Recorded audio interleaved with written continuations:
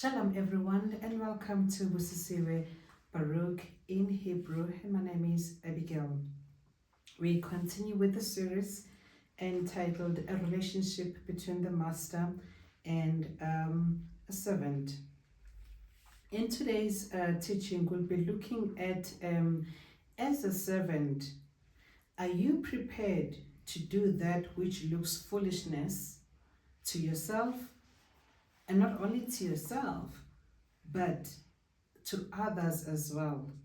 And that's the scripture reading for today. We're going to look at the book of 1 Corinthians chapter 1 from verse 25 to verse 29. We mentioned in the previous teaching that trust is demonstrated by taking risk. There was a number of examples that we see how those that lived before us, they actually demonstrated how much they trusted Yahuah by taking risk. Shimon, as an example, he took risk by stepping out of the boat when Yahushua called him to walk on the sea. The other 11 disciples that were in the boat, they played it safe. They were not prepared to take that risk, and Shimon took the risk. Abraham himself took a risk, being ready to sacrifice his only son of promise that he had waited so many years for, to the extent that he even said that he believes that even Yahuah is able to raise him up from the dead. But that was a risk. What if he didn't raise him up from the dead? Yahuah himself took a risk, in that he so loved the world that he gave his only begotten son. What if after giving his only begotten son, people still did not accept him? That's risk. Yahushua himself took risk in that he laid down his life for us, and that Yahuah resurrected him. But that was a risk on its own. What if Yahuah did not resurrect him? No one else will be able to resurrect him. What if after so much sacrifice, after so much risk that he has taken, we still reject him? So trust can never work outside of taking risk. At any given point in time, when you want to see the rewards of what you get, or what you expect to get. Even in the world, they say, even corporate, they say that no risk, no returns. So you have to demonstrate the belief, the trust that you have by taking risk. Only the what is the word I'm looking for? If you don't take risk, basically means you're a coward. You know, you want to play it safe. And if you want to play it safe, and then you're not going to get any a reward for that. In fact, if you look at the book of Revelation, it mentions one of the people who will not enter the kingdom of the Shamayim, or who will not enter the kingdom of heaven, as the cowards. Because you need it. That's the word I was looking for, courage.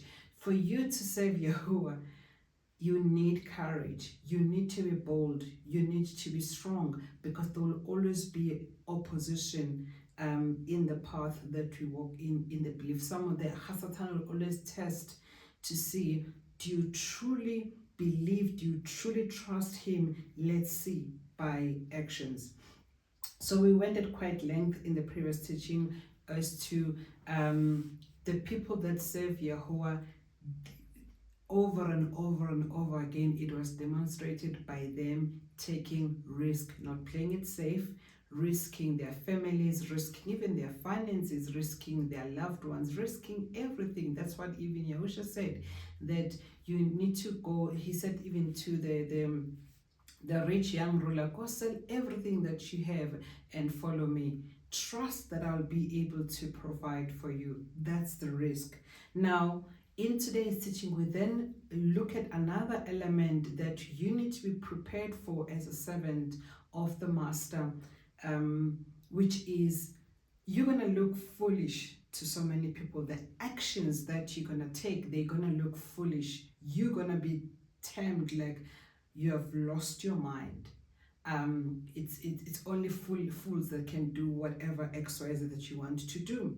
And that's how we see the difference between the kingdom of the Shamayim, or the kingdom of heaven, as compared to the kingdom of earth, that they do not operate the same. What makes sense in the world does not make sense in the realm of the spirit, or in the kingdom of the Shamayim. So this is the one big question that you need to be prepared to say yes to when you say yes to Yahuah's calling. Are you prepared to do that which looks foolish, not only to yourself, but it looks foolish to other people as well? So 1 Corinthians chapter 1. 1 Corinthians chapter 1 from verse 25 to 29, it reads, "For the foolishness of Yahuah is wiser than men, and the weakness of Yahuah is stronger than men. For look at your calling, brothers, that there were not many wise according to the flesh, not many mighty, not many noble, but Yahuah has chosen the foolish things of the world to despise, or to confine, the wise, and the ones that are not, that he might bring to nothing the ones that are, so that no flesh should boast in his presence." Now Yahushua himself didn't choose the disciples from the learned ones. And when I'm talking about the learned ones, I'm not only talking about learned ones in terms of the academic learning, but also theological learning. If you were to recall, the disciples, that when he chose the 12, he didn't choose from the Pharisees. He didn't choose from the Sadducees or the scribes when he started his ministry, but he chose the unlearned. He chose the fishermen. Now, the fishermen possibly were not educated, or were unlearned, both academically as well as spiritually or theologically. He chose Matthew, or Matthew, a tax collector. Matthew could have been educated academically, as he was a tax consultant, or a tax employee, or a tax collector, but definitely theologically speaking, he was not educated, or spiritually, he did not have a theology degree, or neither was he a scholar. And if you look at Yahushua himself, he came from the despised town. And hence they ask, can anything good come from Nazareth? So what are we seeing here from 1 Corinthians chapter 1 from 25 to 29? It emphasizes that for the foolishness of Yahuah is wiser than men. The weakness of Yahuah is stronger than men. For look at your calling, brothers, that there were not many wise according to the flesh, not many mighty, not many noble, but Yahuah has chosen the foolish things of the world to put to shame the wise, and Yahuah has chosen the weak of the world to put to shame the strong, and Yahuah has chosen the low-born of the world, and the despised, and the ones that are not, that he might bring to nothing the ones that are, so that no flesh could boast in his presence. And in the examples that I've just given regarding where Yahushua himself was born, when they said, is there anything good that could come from Nazareth? That's exactly talks about someone who's born from low area, not the fancy suburbs. Even how he was born, we would remember that all the inns were full at the time, and he was actually born in a stable, a donkey stable, and people were saying, if really he is the king as he claims to be, one or the other, Yahuah would have made plans that he he gets born in a decent area, not like where there are donkeys and dung and whatever things that you can imagine to find in a stable, you know. But that's how he was born, exactly talking about that. That's how Yahuah, that which is looked as foolish to people, that looks as foolish to men, Yahuah uses it to do what? To confound the wise.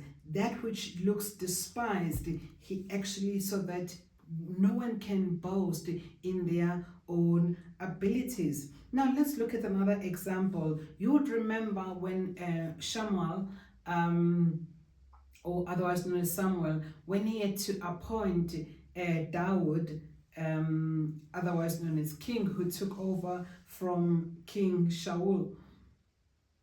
What happened there? We find this in the book of First Samuel chapter 16 from verse 6 to 7, or First Samuel chapter 16 from verse 6 to 7.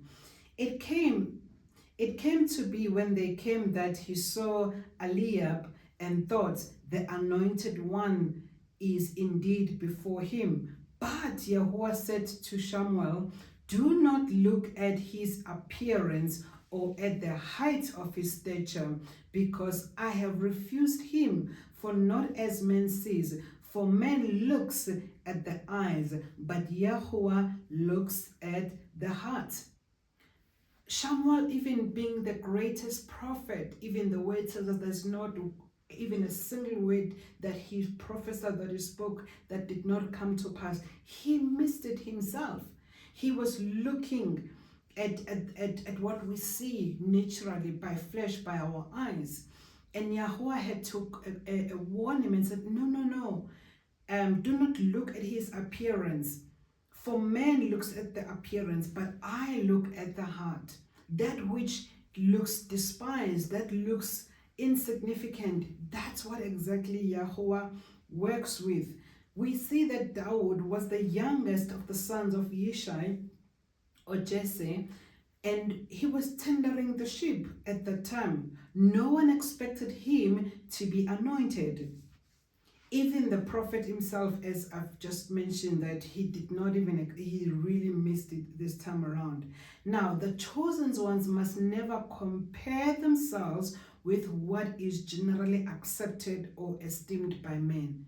This is very important. You need to accept yourself as you are and accept the instruction that you received to Yahuah without comparing it to what you have seen before or what you know around you. Because a lot of the time people say, but if this person is really called by Yahuah, why not why don't they do XYZ, or why they don't have XYZ? Because of the men's acceptable standard. You need to make peace with the fact that as a chosen one of Yahuah, never compare yourself with that which is generally accepted or esteemed. It could be in the form of big buildings. Some people will be like, you aspire to have a big church. Who said you must have a big church? You aspire to have large following, membership.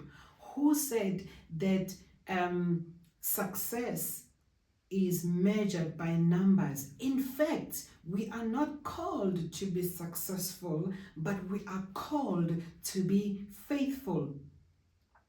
Noah was faithful in that, inasmuch as only 8 souls or 8 beings were preserved, were saved, if he was going to be measured according to the standards of this world as to how many subscribers he has on YouTube, or how many followers he has on TikTok or Facebook or social media, or membership in terms of records in church, or how the size of the building, how many people can accommodate, how much offering, even financial affluence and affordability, he wouldn't have passed, wouldn't been titled as successful.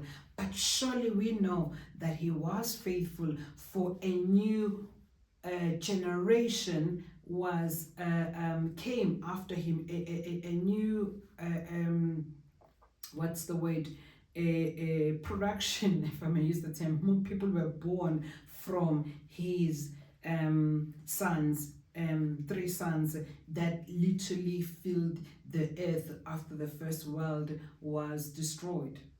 That is very important. Never compare yourself with other people. Never strive to want to be accepted. Never strive to or want to convince people to understand you. Hence, I talk about make peace with the fact that as the chosen one, a lot of the times, if not all the times, what you'll be doing will be termed foolishness and will be seen as foolish. Even yourself might see it as foolishness. But remember the scripture, 1 Corinthians chapter 1 from verse 25 to 29, that Yahuah uses the foolishness of this world to confound the wise, so that no one can boast in their own abilities. He uses the lowborn of this earth. He uses the despised of this earth, that no person can be able to boast, but only in him can he be esteemed. Hallelujah. Praise Yah. Now, do not look at who has money, who does not have money, issues of financial affluence, affordability, popularity, eloquence to say, I'm not eloquent. What happened with Moshe? When Yahuah called Moshe and said he must be the one to deliver his people, Moshe, first thing he spoke about his eloquence. He says, I can't speak.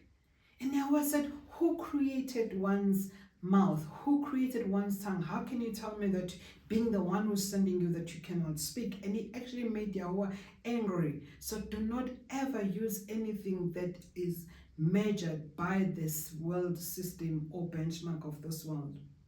What you need to do is fix your eyes to the Master.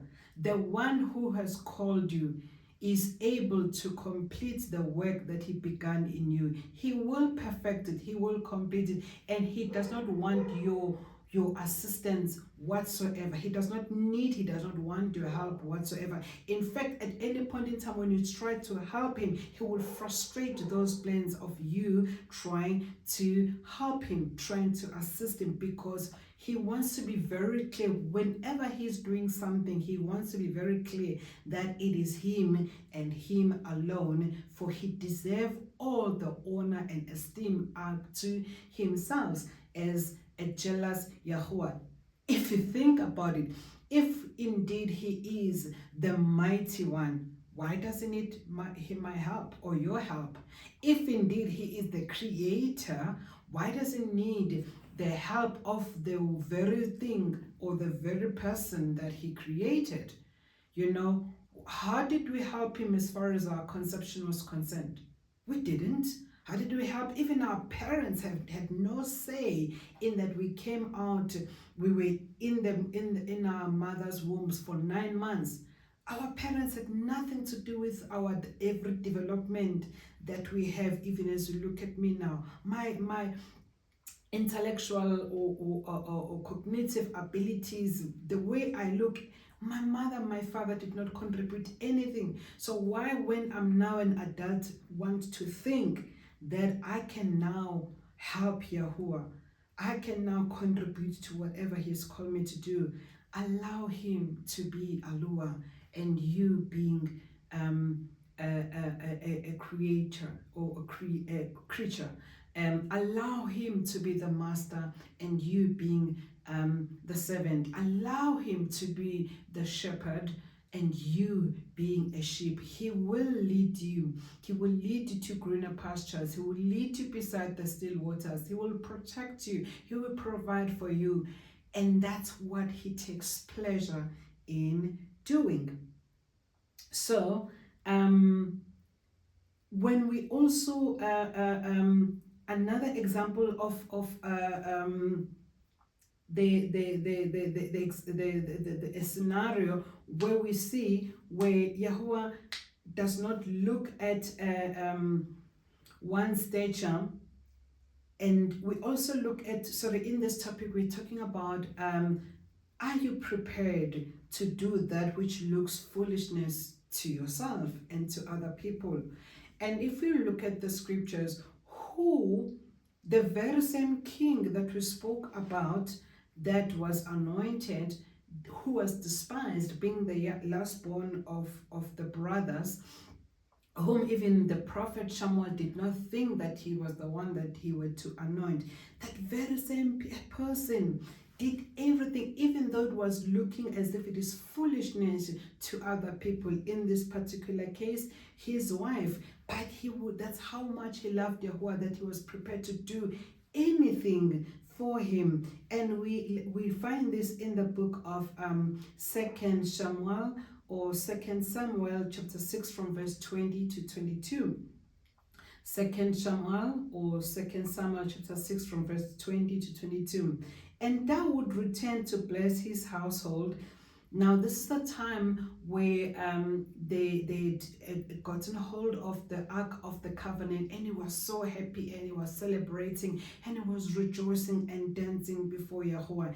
And then the word then in verse 20 to 22, it says, when he returned to Baruch, his household, and Michal, the daughter of Shaul, his wife, came out to meet him and said, how esteemed was the king of Yisrael today, uncovering himself today in the eyes of the female servants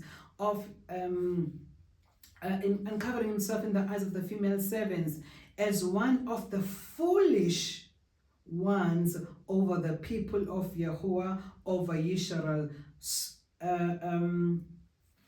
Sorry, let me just repeat that. I missed line. It said from verse 20 to 22, and Dawood returned to Baruch his household, and Michal, the daughter of Shaul, came out to Dawood and said, how esteemed was the king of Israel today, uncovering himself today in the eyes of the female servants of his servants, as one of the foolish ones shamelessly uncovers himself. Michal said, how did you do what you did? As the one who is foolish, as the one who shamelessly uncovered himself in front of his female servant. What he did was seen by Michal as foolishness, because he danced until he took off his clothes. Verse 21, so Dawood said to Michal, before Yahuah, who chose me instead of your father, because remember Michal was a was a daughter of Shaul, who chose me instead of your father and all his house, to appoint me ruler over the people of Yahuah, over Israel. So I dance before Yahuah, and I shall be even more slight than this, and shall be humble in my own eyes. But as for the female servants of whom you have spoken, by them I am esteemed. Dawood had this thing, that he knew it, that I will do anything for my king. I will do anything for my master. I will do anything for my Yahuah, the way I love him. And who are you to judge me? Who are you to tell me that what I'm doing is foolishness? He chose me. Yahuah chose me instead of your father. Yahuah chose me instead of those that are looked and judged by the world as esteemed. The word tells us that Shaul was the most handsome man in the entire earth. It talks about that his shoulders were, when he stands, would be up high. He was tall, he was handsome. But still he was rejected. That's why Yahuah says, men look after what they see with their natural eyes, but I look after their hearts. And that's why Dawood is called, and Yahuah calls him, man after my own heart. He judges the motives, he judges the intents, he judges the heart, to the extent that even if sometimes when people are acting presumptuously, even though some people can act out of error, But Yahuah still sees their hearts, still sees their genuineness, that they genuinely, even if they're genuinely wrong, but they genuinely wanted to do what they were doing. And to that extent, he is able to cover for them. He is able to step in and intervene to a situation when it was going to be a mistake, a situation which was going to fall out of place. He's able to redeem whatever the situation that might be. Even we see this with Yahushua. When his mother came to him and said that the people have run out of wine when they attended the wedding, Yahushua said to his mother, "Woman, what have I to do? My time has not come. My time has not come yet." So Miriam pushed Yahushua based on her heart, based on her longing to contribute towards the wedding that had run out of wine, to contribute to help in the situation. Her motives were right. Her motives were in the right place. Her heart was right, even though her timing was wrong. Even though her timing was wrong. But Yahushua had no other choice but to step in and do that which she had asked, because her heart was right. This is very critical.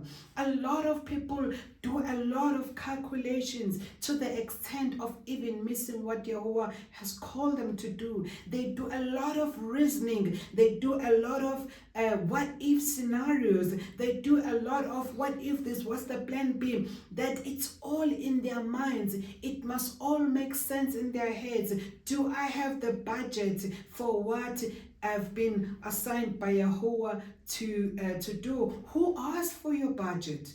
Who asked for your contribution financially? Yahushua, when he called his disciples, he said, do not worry about carrying a purse, a bag of purse or sandals. Whichever house that you go to, you must speak peace, and if they accept you, stay in that house and let your peace reside in your house.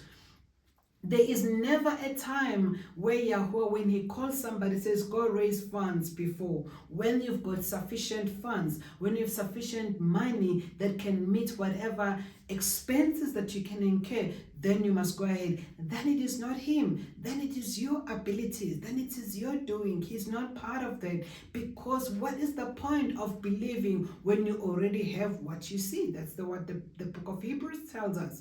It says that why should I hope for something when it is already there? If I already have money in the bank account, then I can be able to pay for the sound system, for video, for photography, for honorarium to the people who will be ministering, the venue and everything else. Then where's faith in that? Where's believing? Where's trusting Yahuah in that? But trusting Yahuah, that's when you step out when there is nothing, even as the word says that your word is a lamp unto my feet and a light unto my path. So as I take that step of faith, as I take that one step forward, then the light shines, then it becomes clearer. Then I take another step, then I take another step. That's why the word says when we pray, we must say, give us our daily bread. Not weekly, not monthly, not annually. I live for today. I trust Yahuah for today. I don't have control over tomorrow. No one does. So why worry about tomorrow if you can't even take care of today? So these are the things that we need to be able to remember when Yahuah has called you. Trusting your master is literally an element of taking risk, an element of being foolish to most people. It will not make sense to other people. And in as we close then in today's session and particularly the same series, I know that last week I thought I was closing the series, but Yahuah still spoke to me and said, I want you to talk about the element or the aspect of foolishness. I was thinking, yeah, exactly. Well, who am I in the first place to close the series? Because I just speak as he command me. So even today, in as much as according to my note, it looks like we are closing the series, But if he still speaks, I will speak on the matter that he's asking me to speak on. But this is the matter that I want you, this question that I want you to truly reflect on and be honest about answering it. The instructions of Yahuah, or the instructions of Yahuah, may sound foolish. Are you prepared to be called a fool? Are you prepared to do something that is called a foolish act? Are you prepared? And if not, then you need to align yourself, because that's how he works. And let's look at some of the examples. The example of Naaman, which is found in the book of 2 Kings, or the book of 2 Malachim, chapter 5, from verse 9 and 12. This is the ruler who had leprosy, and was instructed to by prophet Elisha to go dip himself in a so-called dirty water. Now let's read 2 Kings chapter 5 from verse 9 to 12, or 2 Malachim chapter 5 verse 9 to 12, and it reads, So Naaman came with his horses and chariots, and he stood at the entrance of the house of Elisha. And Elisha sent a messenger to him, saying, Go, and you shall wash 7 times in the Jordan, or river Jordan, or Jordan, that your flesh might be restored to you and be clean. But Naaman became wroth and went away and said, See, I said to myself, he would certainly come out to me and stand and call on the name of Yahuah, his Yahuah, and wave his hand over the place and recover the leprosy. Are not the Abana and the Pharpar, the river of Damascus, better than all the Mayim of Yisrael? Could I not wash in them and be clean? And he turned and went away in a rage. I mean, he was a very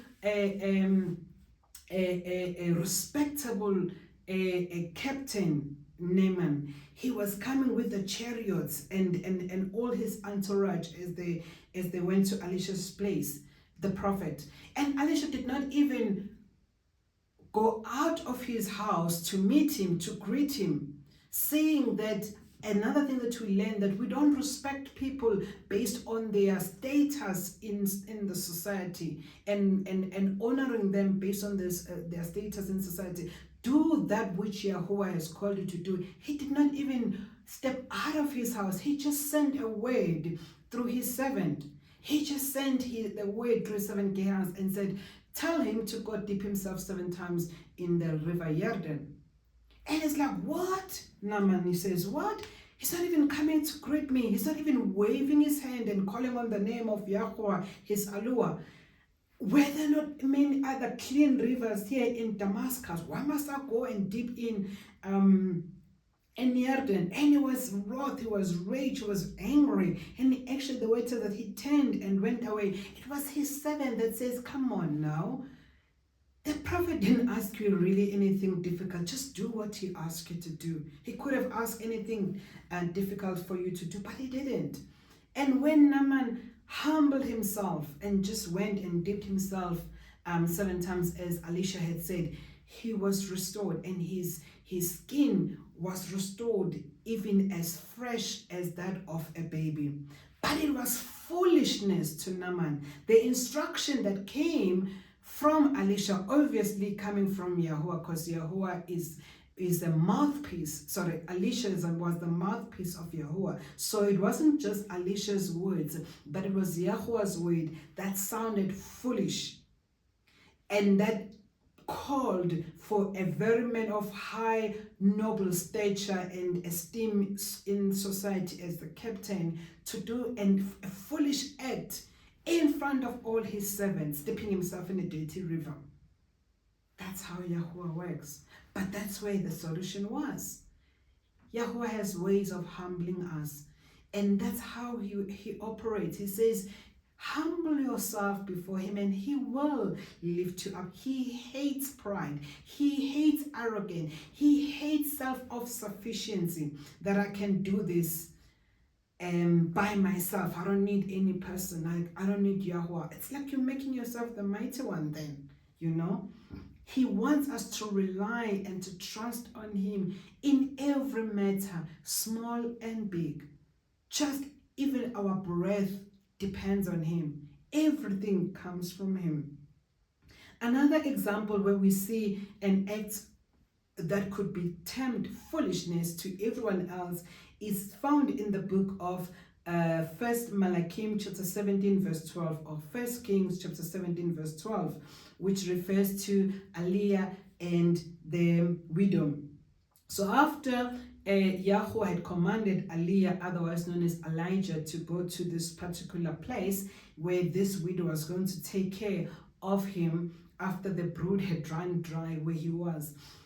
This is where we read, as she said, "As Yahuah your Yahuah lives, I do not have bread, only a handful of flour in a bin." Because Aaliyah or Elijah said to the widow, "Get me some water to drink." As she was getting the vessel to give him the water to drink, to give Aaliyah the water to drink, he then said, "Also give me bread." And that's when then the widow says, "Listen, as Yahuah your Yahuah lives, I do not have bread, only a handful of flour in a bin, a little oil in a jar. And see, I'm gathering a couple of sticks and shall go in and prepare it for myself and my son, and we shall eat and die." She did not even have the bread. Yet Aaliyah or Elijah is asking for bread. She only had the ingredients. She had the flour, she had the oil, and that's basically it. And those ingredients were so little that after making bread, that would just be enough for her and her son to eat and die. So why must she then take her last meal for herself and her son, and give it to this man that she does not even know? Even if she knew the man, why would she give it to someone else? And that's why Aaliyah said, "Do as I tell you." And she did that which looked foolishness to anybody else, because it looks foolish that you take the very little money that you have for your family and you put it in the ministry. You take the very little money that you have for yourself, and then you sow it into the kingdom of Yahuah. That's how people see it. They see it as foolishness. But how I see it is that this flour and this little oil was actually seed. It wasn't bread, it was seed. And what this woman needed to sow this seed in the kingdom of Yahuah, and then reap the harvest, which is what happened, that she was able to have bread for the entire 3.5 years, that she was satisfied.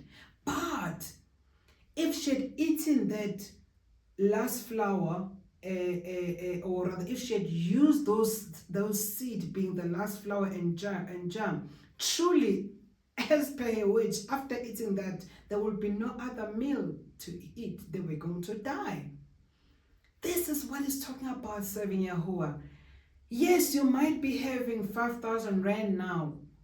Are you gonna take that 5,000 rand and use it either in the form of paying school fees, paying rent, and utilize it for yourself? And then where are you gonna get the money next month to pay rent, to pay school fees, to do grocery? Where? Because you've eaten your seed. But if you take that and you say, "Yahuah, I trust you. You have called me to serve you. This last meal that I have, this last money that I have, I put it into your kingdom. I trust you that you will multiply it. I'll trust you that you will always provide for me, as you said." Watch what will happen. And I'm being very specific. I'm not saying give to a man. I'm saying give to the kingdom of Yahuah. Because there's so many people that have abused the scriptures, that have abused actually in the name of prosperity gospel, in the name of this is a fertile ground, you must sow to me. They don't even give themselves. They don't even give to the poor themselves. They must be always receiving. They can't stand on themselves, by themselves, on their own, and trusting Yahuah. They're finding it easy to take from the widowers. They find it easy to take from the pensioners and say the pensioners must trust Yahuah. The widows must trust Yahuah. But they themselves do not trust Yahuah. Aliyah trusted Yahuah. So they must never quote the scripture that is not applicable to them, because their lifestyle is not like the lifestyle of Aliyah and Elisha. This is what we see. That act was a foolish act to anybody else, but she was rewarded by trusting the word of the prophet who was sent by Yahuah. I've already spoken about Shimon, also how he trusted the word of Yahuah when he said, come to me, and he took risk. But here's another aspect, again, where we see Shimon not only taking risk, not only demonstrating how much he trusted Yahuah by taking risk, but how he also demonstrated how much he trusted Yahuah by doing something that looks foolish to everyone else. Shimon comes to Yahuah and he says, they are talking about you. They were saying, are you paying taxes? And then Yahuah said, you know what to do? Go to the sea, throw your fishing rod there in the sea. The first fish that you get, open it, and you'll find money in its mouth that will be sufficient for you to pay taxes, annual taxes. This was not just like a VAT or a monthly. This was an annual return, annual tax for both you and I. That sounds foolish to any person listening to that. What? Money in a fish's mouth. How does that work? And that money is exactly the amount that we need to pay taxes for the whole year for both of us. It sounds foolishness. But he did it nonetheless. Shimon followed through Yahush's instruction and did exactly that. And indeed, because Yahushua cannot lie, will never lie. There's no lie in him. He's not a man that he should lie. Whatever he says comes because him and his word, they are one. Yahuah and his word are one. And Yahushua is the word of Yahuah. Whatever he says come to pass, and it was so. We just need to trust him. And we show that we trust him by demonstrating, by acting on what he's calling us to do. Taking risk is part of that action. Being looked foolish or look as stupid, as fools, as part of demonstrating that we trust him. But surely his word will be fulfilled in whatever he has commanded us to do. And the other example I spoke about briefly with regards to the wedding that they attended, Yahushua and his mother. When his mother said, when Miriam said that they've run out of wine, he's like, woman, what is that to me? I'm just a guest. We just guessed. What must I do? And what did Miriam said to the servant? He said, whatever he tells you to do, do it. Regardless whether it sounds stupid, whether it sounds foolish, whether it's like it's unheard of, whatever it is that he commands, whatever it is that he instructs you to do, do it. That's the last word that Miriam told the servant, and she moved away. And guess what? Exactly that. Yahushua gave them an instruction that doesn't make sense to any logic whatsoever. He says, put the water on the gallons, and then scoop the water. He doesn't say scoop the wine. He says scoop the water after filling the gallons and then give it to the master of the ceremony. Water. What about grapes? What about fermenting process? We didn't say that we have run out of water. The people have not run out of oros or juice. They have run out of wine. So why are you saying we must give the water and give to the master of ceremony? But when they did that, even as Miriam said, whatever he commands you to do, do it. The master of ceremony said, wow, who does this? Normally, people give good wine at the start of any ceremony, at the start of any event. When people are drunk, that's only then they start giving cheap wine. But you, referring to the host, on the other hand, you have kept the best wine for last. It was the best. It even surpassed that which was originally given out to the guest. But it was just scoop the water and give to people. It sounded foolishness, but they had to do it. Are you prepared as we close? Are you prepared to do that which sounds foolishness, not only to yourself, but to people around, for the sake of obeying the Master, as a demonstration of trusting the Master? What is it that Yahuah has asked you to do that sounded foolish? What is it that Yahuah has asked you to do that sounded foolish, not only to you, but even to people around you?